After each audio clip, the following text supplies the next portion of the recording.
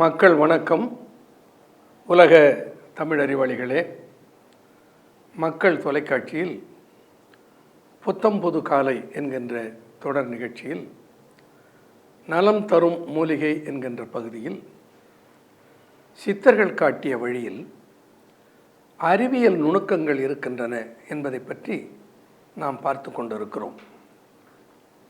சித்தர்கள் காலத்தில் அறிவியலா என்று கேட்கக்கூடும்.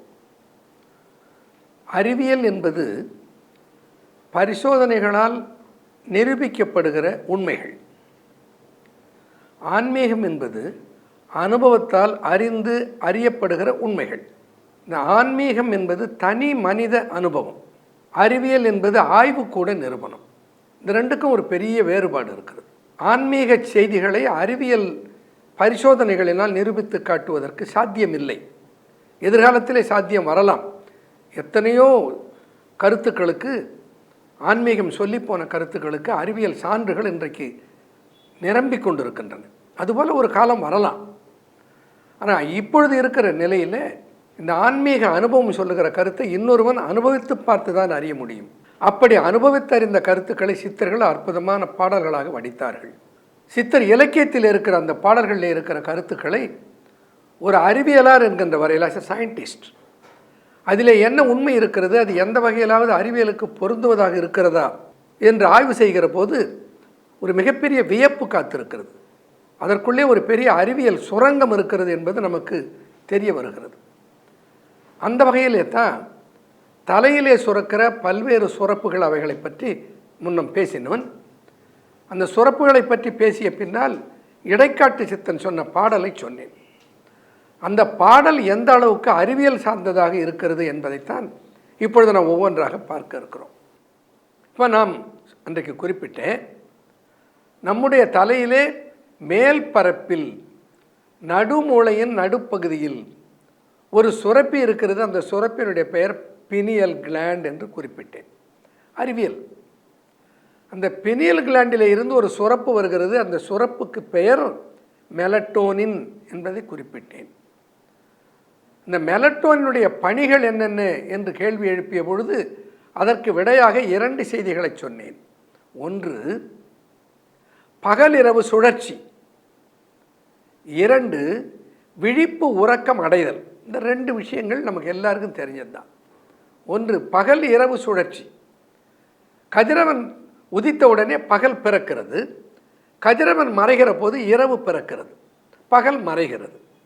இப்போது இந்த பகலும் இரவும் நம்முடைய உடலில் என்ன தாக்கத்தை உருவாக்குகின்றன? பகல் தானே விழிப்புணர்வை தருகிறது, இரவு தானே உறக்க உணர்வை தருகிறது. அப்போது இது இரவு, இது பகல் என்பது எது உணர்கிறது? ரொம்ப முக்கியம். நம்ம விடிஞ்சு போச்சு, பகல் வந்துடுது, இவ்வளவுதான் நாம் சாதாரணமாக நினைக்கிறோம். விடிஞ்சு போச்சு, விழிப்பு வந்துடுச்சு, இருட்டி போச்சு, தூக்கம் வந்துடுது. இது எப்படி வருது? இவைகளெல்லாம் நம்முடைய உடலுக்குள்ளே சுரக்கிற ஹார்மோன்களினால் நமக்குள்ளேயே உருவாக்கப்படுகின்றன. அது என்ன ஹார்மோன்? இந்த மெலட்டோனின் என்கின்ற ஹார்மோன். இந்த மெலட்டோனின் இப்போல்லாம் மருத்துவத்துக்கு கொடுக்கிறார்கள். மெலட்டோனினை மாத்திரையாக உருவாக்கி உறக்கமில்லாதவர்களுக்கு அதை கொடுக்கிறார்கள். அதை சாப்பிட்டு விட்டு அவர்கள் உறங்குகிறார்கள். இப்போ கண்டுபிடித்திருக்கிறார், உறக்கத்தை வரச் செய்கிற தன்மை எதிலே இருக்கிறது, விழிப்பை தருகிற தன்மை எதிலே இருக்கிறது, மெலட்டோனில் இருக்கிறது.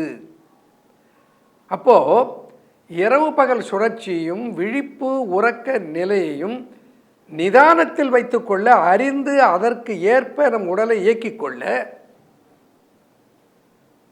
நம்முடைய உடலுக்குள்ளே சுரக்கிற ஹார்மோனுக்கு பெயர் melatonin.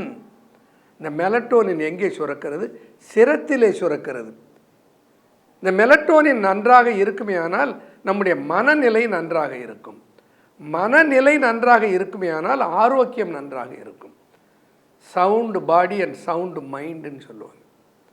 Sound mind resides in sound பாடி என்று ஆங்கிலத்தில் ஒரு பழமொழி உண்டு. உடல் ஆரோக்கியமாக இருந்தால்தான் அங்கே மனம் ஆரோக்கியமும் இருக்க முடியும். அப்போது இந்த மனம் ஆரோக்கியமாக இருந்தால்தான் உடல் ஆரோக்கியமாக இருக்கும். ரெண்டும் ஒன்றோடு ஒன்று தொடர்பு உடையவைகள். அப்போது இந்த மனதினால் இந்த உடலை ஆரோக்கியமாக வைத்துக்கொள்ள முடியும். அது எந்த இடம்? மெலட்டோனின் தலையிலே இருந்து சுரக்கிற இடத்திலே தவம் செய்தல், உச்சந்தலையில் தவம் செய்தல். உச்சந்தலையை சித்தர்கள் உச்சி கண் என்று குறிப்பிட்டார். கண்ண வழி. இப்போ உச்சிக்கண்ணிலே உன்னுடைய கவனத்தை செலுத்தி தவம் மேற்கொள்வையானால் உன்னுடைய மெலட்டோனினுடைய நிதானம் நன்றாக இருக்கும். இதை சித்தர்கள் பல இடங்களிலே பல பாடல்களிலே குறிப்பிடுகிறார்கள். இடைக்காடர் சொல்லி இருப்பது சிரம் என்று இடைக்காடர் குறிப்பிடுவது அதைத்தான் குறிப்பிடுகிறது. ஆனால் அந்த காலத்தில் மெலட்டோனின் என்ற பேர் தெரியாது, பினியல் கிளாண்ட் என்ற பேர் தெரியாது. ஆனால் ஒன்று தெரிந்திருக்கிறது, தலையிலே சுரக்கிற சுரப்பு உன் உடலை நிதானப்படுத்துகிறது, சீர் செய்கிறது என்பது அவர்கள் அறிந்திருக்கிறார்கள். அது அனுபவம், ஆன்மீகம். இப்பொழுது உலகத்தை விழுங்கி இருப்பது அறிவியல். அப்போ ஆன்மீகமும் அறிவியலும் ஒன்றோடு ஒன்று ஒத்துப்போகின்றன. சொல்கிற விதத்தில் வேறுபடுகின்றன, விளக்கங்கள் வேறுபடுகின்றன, சொன்ன கருத்து ஒன்றாகத்தான் இருக்கிறது. தொடர்ந்து பார்ப்போம். நன்றி, வணக்கம்.